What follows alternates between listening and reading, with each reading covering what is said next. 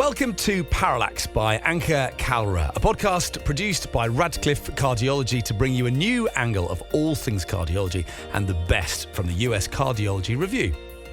Published every second Monday, Ankur Kalra, MD, interventional cardiologist at the Cleveland Clinic in Ohio, USA, speaks with legendary cardiologists, reviews late-breaking trials, and interviews authors of our latest and best US Cardiology Review articles. We call them #audio articles. Parallax is the effect whereby the position or direction of an object appears to differ when viewed from different positions. So this podcast is your fix of reliable updates on all things cardiology by someone from a non-traditional background who is always looking at the industry from a new angle. Now, here's your host, Ankur Kalra, MD. Hello, everyone. I have the honor and the privilege to have with me a very special guest on this episode of Parallax. It's the 8th episode of Parallax. The guest for the show, I think, in my opinion, has broken several glass ceilings. It's my honor to welcome Dr. Swaminathan. Madhav Swaminathan is the current president of the American Society of Echocardiography. He is a tenured professor of anesthesiology at Duke University.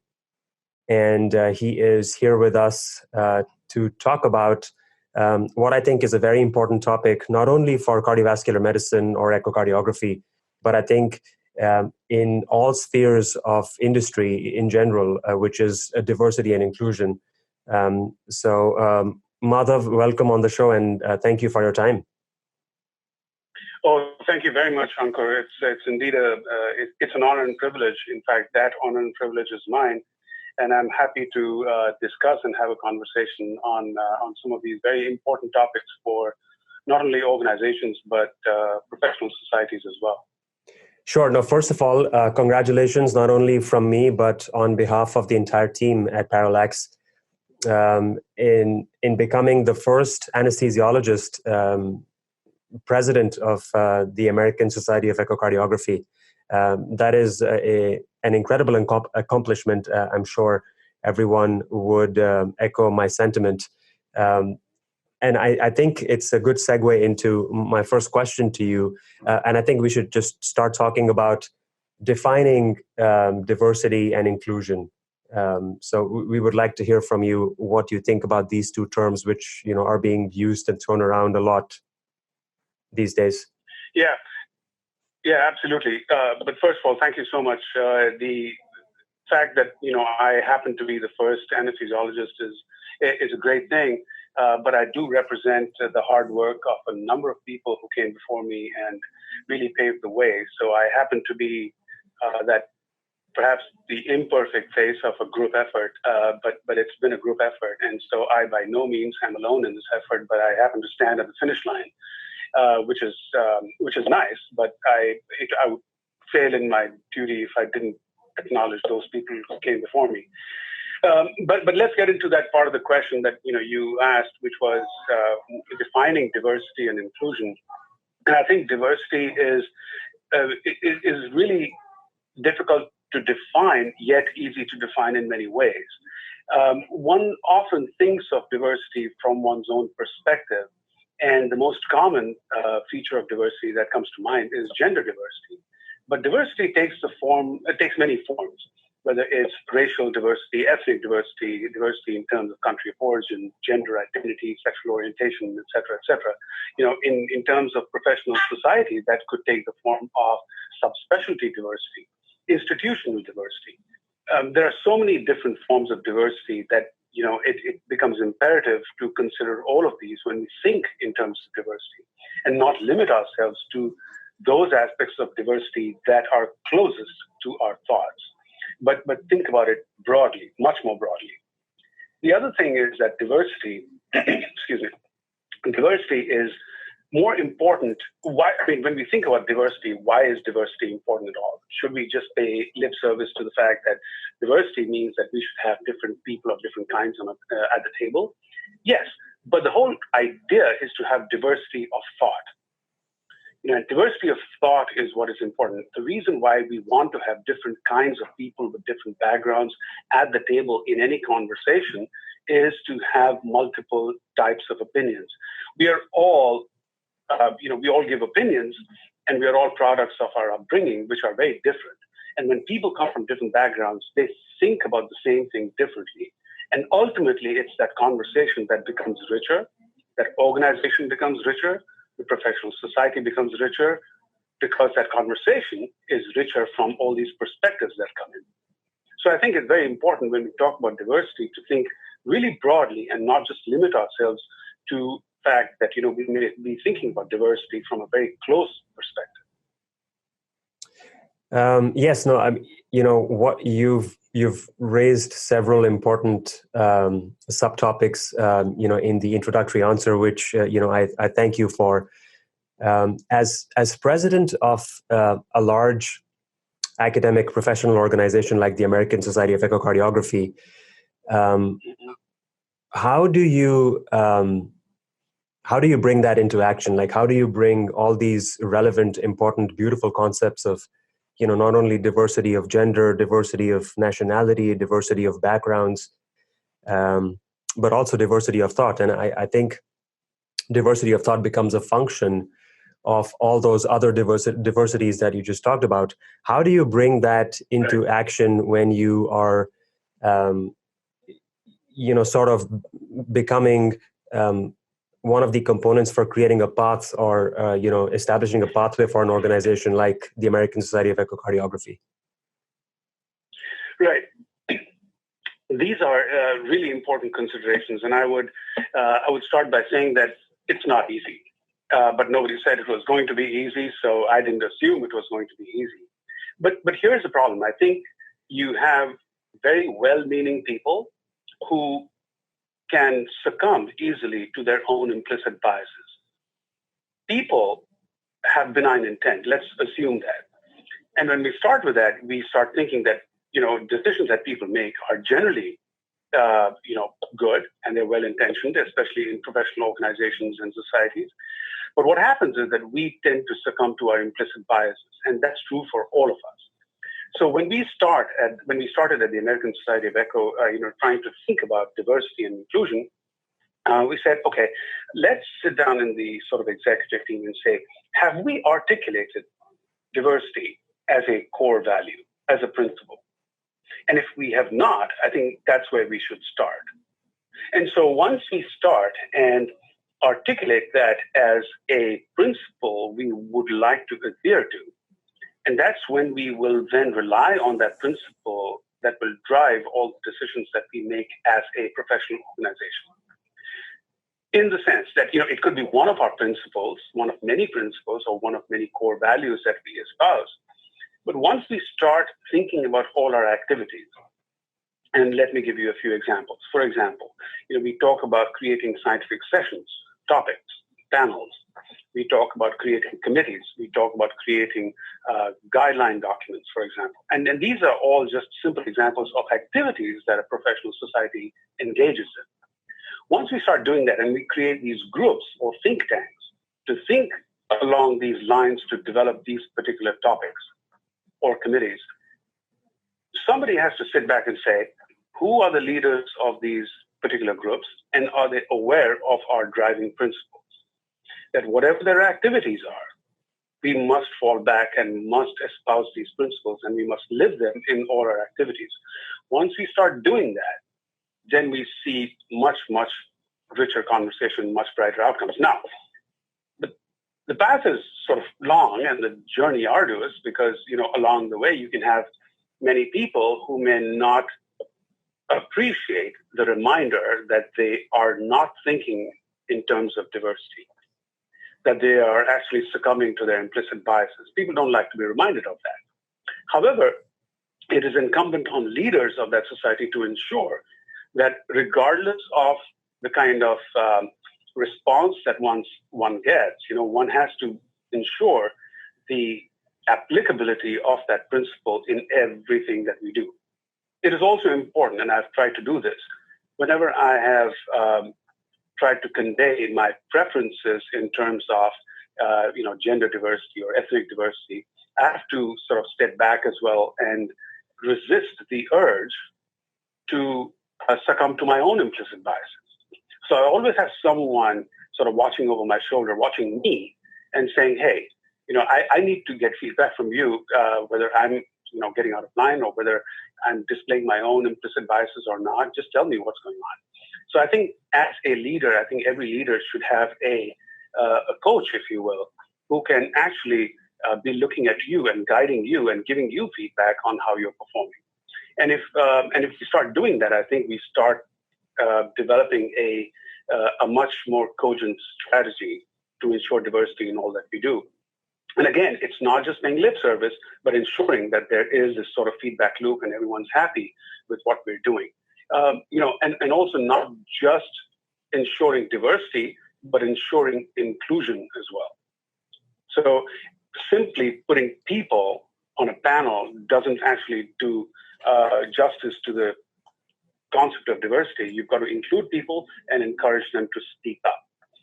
Because people tend to speak up. What you want initially in terms of diversity is diversity of thought. But then people aren't going to be willing to speak up unless they're comfortable in a group. And the way to make them comfortable is to make them feel included. And I think that's the most important thing. So as a society, we started on the strategy of first trying to articulate our principles of diversity and inclusion, and then implement it across all our activities. Thank you for walking our listeners through the thought process of a leader.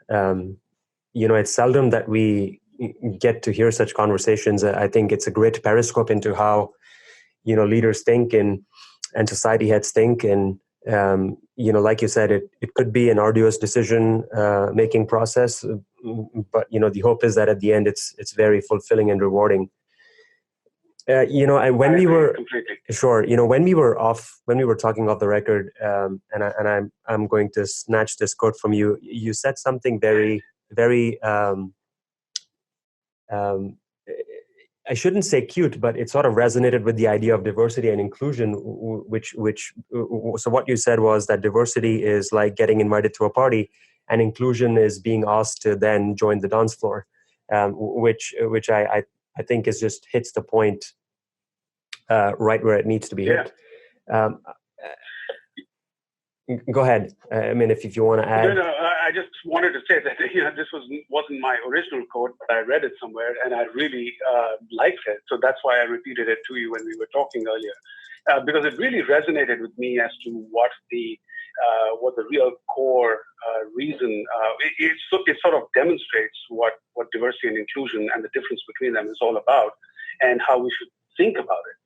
So that's why I said, just only, talking about diversity in terms of putting people on a panel or a writing group or a committee doesn't do justice.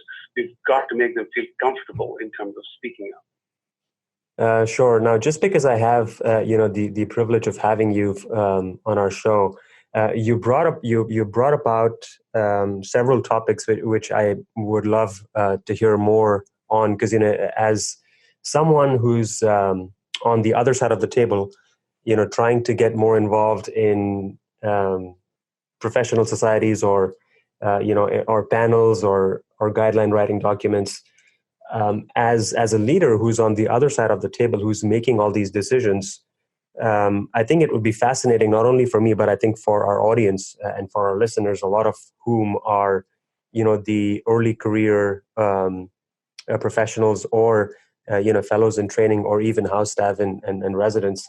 I think what would be fascinating to hear from a leader like yourself would be, how do you come up with decisions on who's going to sit on this panel, or who's going to chair a particular guideline writing document? Because American Society of Echocardiography is very heavily involved with other societies in shaping up these documents, or forming these interesting panels which call for great discussion in conferences.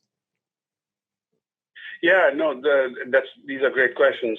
So one of the things that I'm looking at, sitting on as the current leader in the ASC, is that I don't want to make decisions alone, and because my decisions could be biased in some way. They could be viewed as sort of a unilateral kind of decision. So I ensure that I have a team behind me or with me that I'm making a decision with. So I ensure that I have people around me, very smart people, who help me understand or help with oversight. And I run these critical decisions by them that may impact a lot of people, saying that, are we doing the right thing here? Take a look at this panel, and what do you guys think? Is it something that reflects us as a society? And my job here is to ensure core principles are met. My job is not to do the individual picking, but I want to ensure that whoever does the individual picking does so with the core principles of the ASE in mind. Now, I have pushed back on occasion because these core principles aren't very specific, so they could be interpreted in a number of ways. And so what I fall back on is, for example, and you asked about guideline documents and writing documents, and my message to those who do these kind of selections, in these teams is, one has to ensure that there is experience on that group, but we need to balance experience with opportunity. There is someone in this group who, at some point, there's someone in this group who's experienced, but at some point got their first break. And how did they do that? So I want to see that while we meet our core principles in some of these guideline documents and ensure diversity, we need to make sure that there's diversity of experience as well. And the reason for that diversity of experience is that you pair not only experienced people who know the nuances of the guidelines that they are writing for them to be impactful, but also some of those folks who are emerging stars, who are rising stars, who are sort of younger members, to get the experience of sitting down with partners who are more experienced in writing some of these documents. Then they will elevate on that ladder. I also try and make sure that I convey this message. In terms of leadership, this is a very powerful sort of symbolic message, which is that when you are thinking of climbing this career ladder or the leadership ladder, you cannot get to the next step unless you take your foot off the last one. That is critical to understand. It's critical to understand for leaders who are advanced in their careers, and it's important for leaders to understand who are still rising in their careers. That you can say yes to everything, but you've got to learn to let go as well. And I think that is key to keep the whole system and organization moving in the right track. And so that's the sort of strategy or message that I would give to rising stars or the emerging early career professionals who are thinking of getting engaged with a society. That I think your enthusiasm is extremely welcome. There are several ways that you can participate in a society, and one of the ways is to network with professionals, to engage with a mentor, to contact some of the senior people in the organization, and most of them are very approachable. It's only the impression that they might convey that they're not, but almost all of them are very approachable. And ask them for advice. What should I do next? And how can I participate? How can I engage? And understand that this may take some time, because everyone who has a prominent role in an organization, it's that iceberg phenomenon. What you see is the tip of the iceberg, which reflects success, but below the surface is a whole big mass, which represents a lot of hard work and maybe failures along the way and rejections along the way that have built that whole iceberg, so to speak. So understand that it may take some time. It will take mentorship, and it will take some patience, but it will take hard work and find ways to get engaged, because your leaders are leaders because they've gotten to that point. And to the leaders who are in that position, I would say, think about taking your foot off that last rung, because you're going to make way for someone else to stand on that ladder.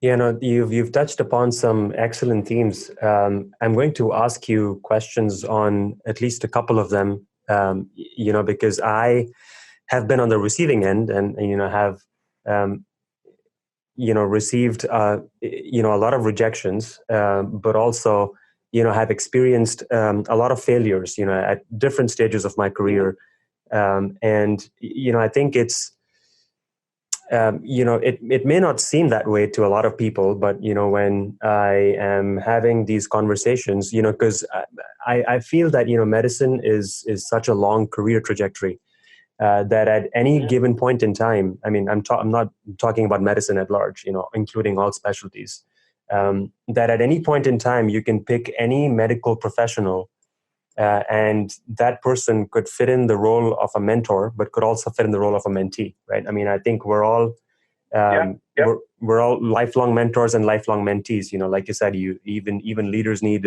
ombudsmen and coaches.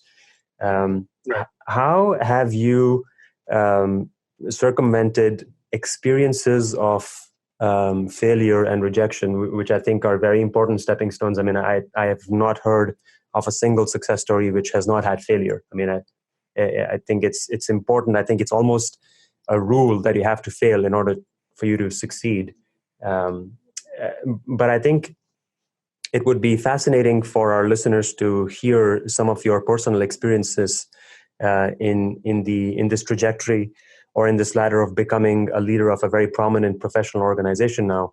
How did you circumvent and learn and sort of, went back and had a conversation with yourself or, self-reflect in order to then implement and, to get where you wanted to be? Yeah, no, again, that's a very good questions. I think, one is defined not by their responses to success, but by their response to failure. And, what defines you is how you respond to these rejections and how tenacious you are. And some of these rejections or failures can be very hurtful. You can feel depressed, you can feel sad, they can knock you back. But over time, what you need is to reflect on some of these failures. And these are very generic statements. The way I've done these is I've been extremely, extremely fortunate to have good support and people who can actually examine my responses and then say, hey, you're just overreacting, relax. It's just one, paper that you got a review on. And it's okay, snap back and let's see what we can do to make this better. And so I've been very fortunate to have mentors and coaches along the way. Some of those have been my superiors at work. Some of these have been my senior colleagues at the ASE, for example. One of these has been my wife. So it's important to have someone or a team of people around you who can support you, or at least one person, if not more, support you through your successes and through your failures. It's really, really important to balance two, in the sense that your response to successes should not let you get out of hand either, or to think that is normal, but that is a result of this sort of iceberg phenomenon, a whole body of work that has gone into making you successful. On the other hand, when you fail, you've got to look back and say, what led to it and what could I have done better, or what can I do better to fix this? And that's a really, really hard thing to do. But you've got to circle back all the time and sort of get that feedback. One of the things that has helped me most is, for example, when I've been early in my career, when I used to give talks at different meetings, I used to be pretty upset at some of the feedback that came through, especially the negative feedback. But over the years, I found that negative feedback was critical to making me better the next time. So I started adapting or adopting some of the advice that came to me through that negative feedback. I started trying to see the signal through that noise, that initial disappointment at getting a negative sort of review on my talk, and then trying to figure out, what did I do that led to this this response, this negative response, and then try and fix that. And over the years, I felt that was perhaps the most useful thing I've done, going into the future. So I think as a leader, at every stage in your career, whether you have achieved a leadership role or you haven't, or you're on your way, it's really, really important to have a supportive team. If not one supportive person, certainly a supportive team who can give you feedback and can support you through that failure. That's absolutely critical. So build your support team first as you are embarking on your career. Find a mentor, but find a coach, find a sponsor, and they may be three different people, they may be the same person, but find people who can help you through the thick and the thin, and you'll find that the journey becomes a lot easier. Such an excellent answer. I mean, as I was listening to you, I was, ruminating on, some of the central themes that you've touched upon, which I think are just quintessential for every professional, whether it's, fellow in training, resident, house staff, early career, mid-career, late career. I think just the ability to take both success and failure in the same stride, and sort of achieve a state of equanimity, which is also what the Bhagavad Gita, preaches. Yes. Yes. Is, I'm sure people would have heard about this, but it's very difficult to actually practice it on a day-to-day basis. But I think if all of us can achieve that steady state of equanimity, I think, there's a lot to be learned. And, I think your other point on criticism, and negative feedback. I mean, I've always been taught that criticism and negative feedback are free audits. So you should always take them and, keep searching for more, because, I think it keeps refining you, as not only as a professional, but also as a person.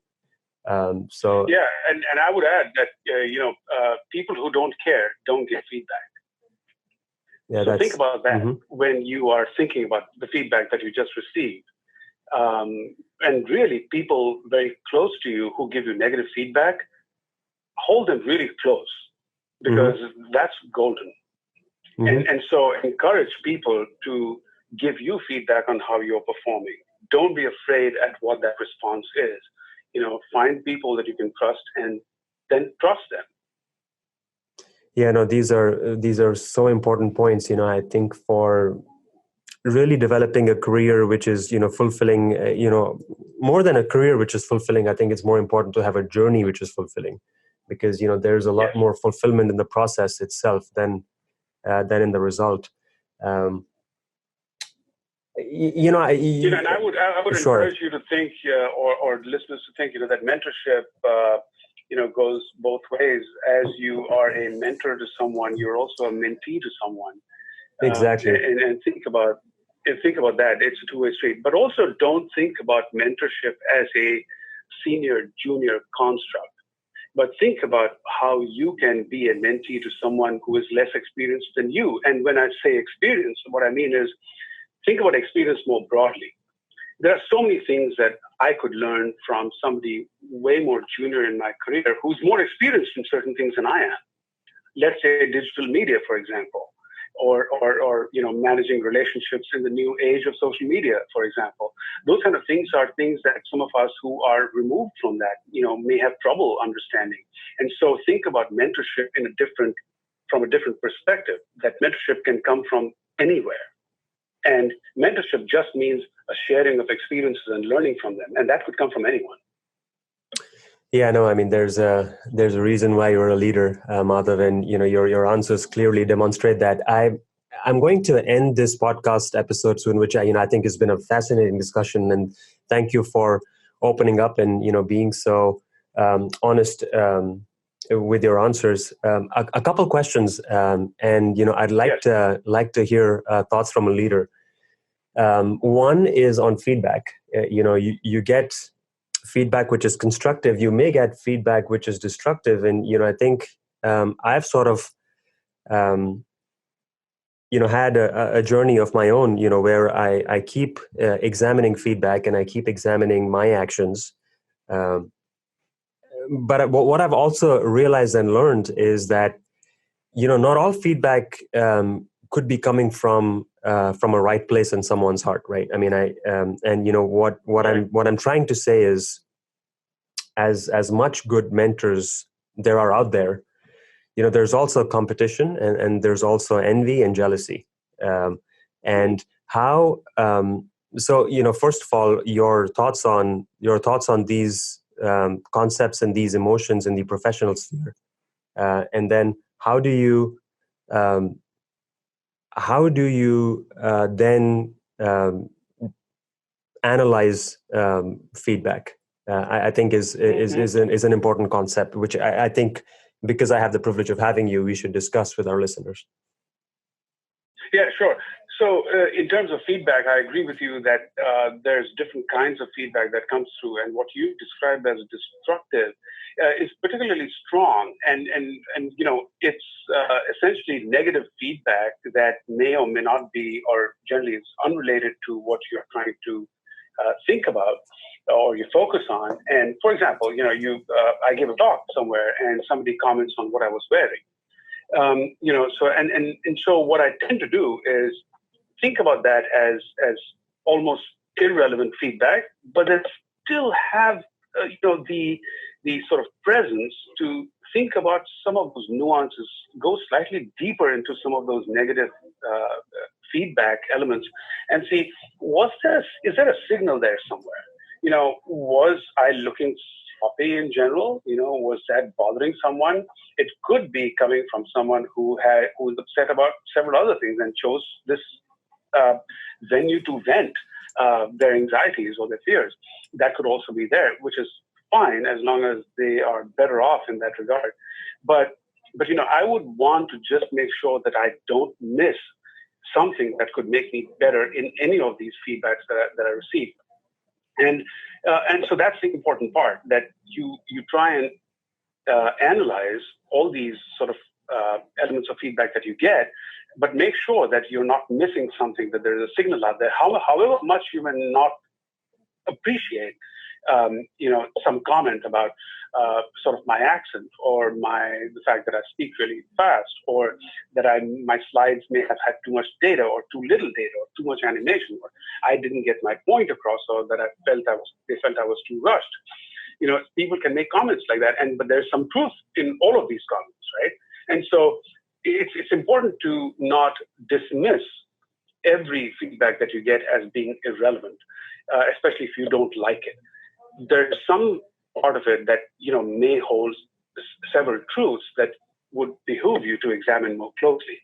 So I think it's a part of that self-reflection. You've got to force yourself to analyze and assess, perhaps even show it to someone else, because your natural reaction is to react very violently and say, no, that's just nonsense. I'm not going to follow that. That's just somebody just talking off the top of their heads, and it's no use.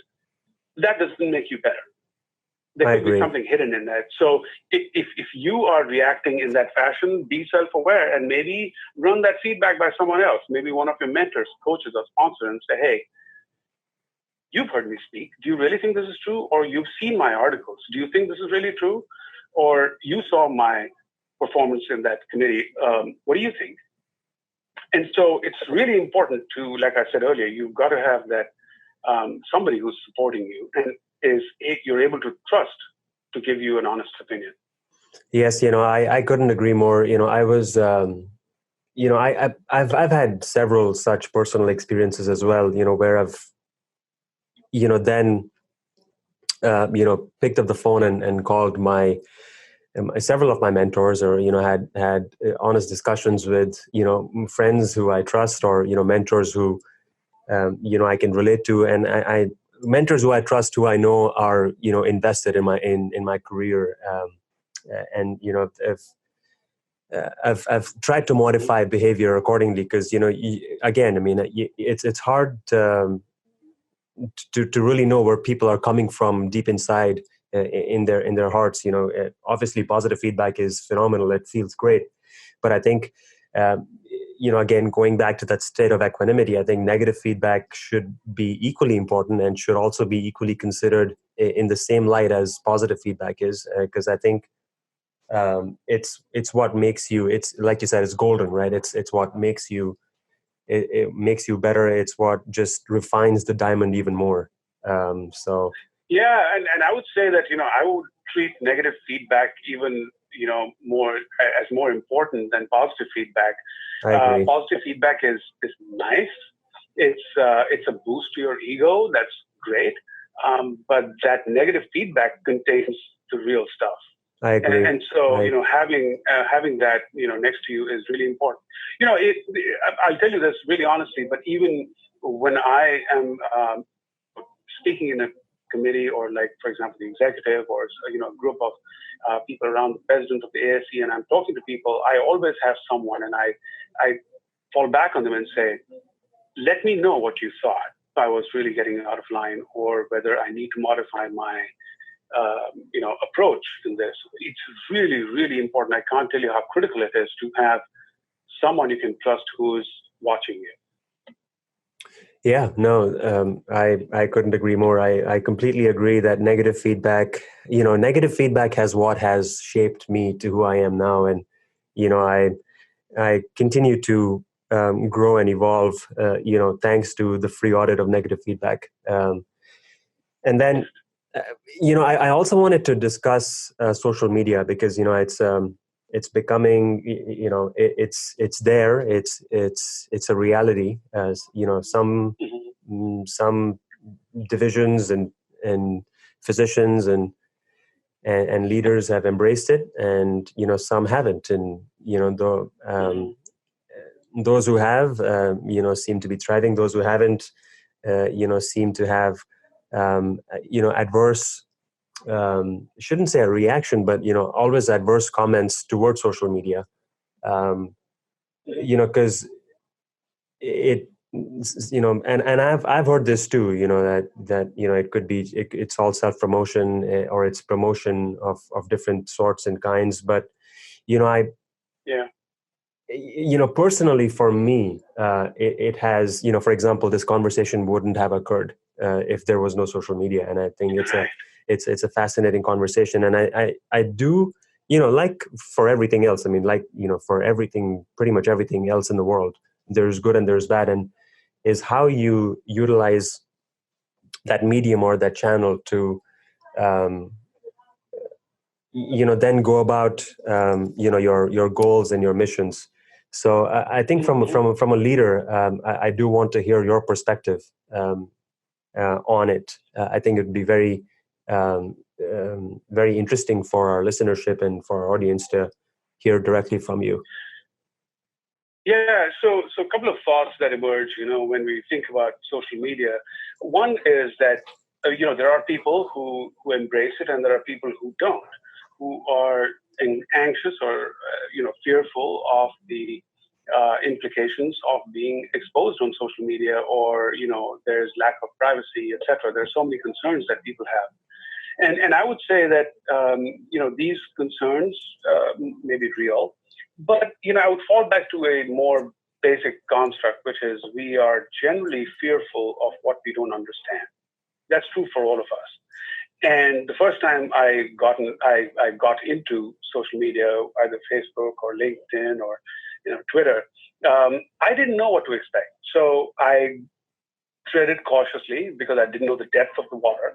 But then as I proceeded, I learned how to swim, and I think there are some dangers. It's important to avoid them, and it's important to then comes the second point. It's important to see what value it brings to you, whether it brings value to you as in your personal capacity or in your professional capacity. What value does it bring? Does it help you network better professionally? Does it help you spread a message? Does it help you learn? So what are those things that you do that are valuable to your own life, where social media can be a good ally, and how could you use it? So getting to know more about how that particular medium can help you is, I think, critical. And then embracing whichever medium can help you accomplish your goals. And so in terms of social media, it helps me network a lot better. It helps me reach a lot more echo enthusiasts all over the world, because it's got a global reach, and I speak specifically about Twitter. And it helps me network. It helps me learn a great deal, because I can use the very advanced sort of artificial intelligence algorithms of Twitter to feed me with the content that is really relevant to me, whether it's journal articles or whether it's some of your conversations that come through that I value, or someone else's. Whatever I value comes to me, and whatever I don't value, whether it be politics, religion, or music, whatever that might be, whatever I don't fancy, doesn't come to me. So I think, it's important to understand what value social media can bring to you, because the more you understand, the less you fear it. And I think that's a key message for anyone who's trying to get into social media. Whenever there's new technology, we are always sort of reluctant at first, which is sort of counterintuitive to our profession, where we are among the first adopters of any new technology that comes to our workplace. So why can't it be social media as well? I agree. And, just circling back to where we started, I think it embraces both diversity and inclusion. I mean, I think, the people from diverse backgrounds, it's a worldwide platform. I'm particularly talking with regard to Twitter as well. I've learned, a lot of the new journal articles which, are practice changing, or at least are hypothesis generating from a practice standpoint have, I've gained a lot from just being active on Twitter. Absolutely. Well, it's been a fascinating conversation. I think we went a little over time, but that's fine. It just is a sign that it was such a great conversation. So thank you for sparing your time. I know how busy you are. So thank you for being with our audience and for sharing your invaluable thoughts on diversity, inclusion, social media, feedback, criticism, perseverance. I think these are all very relevant self-reflection topics, which I think the idea to have these conversations in a podcast format is to then sort of be the vehicle for such conversations to occur, because I just feel that these are so important for self-development and learning and growth. So thank you for all of that. Oh, thank you so much, Ankur, and thanks for taking the lead in some of these initiatives that you've started. I think they're incredible. So thank you for doing that, and thank you for the opportunity to have this discussion. I really enjoyed it. Sure, and I'm once this is out and released, obviously this will be on Twitter, and I will continue to follow you and keep the conversation going on Twitter. So thank you for everything, Madhav. Okay. Perfect. Thanks a lot, Ankur. Yeah. Appreciate it. All right. Bye-bye. Take care. Mm-hmm. Bye.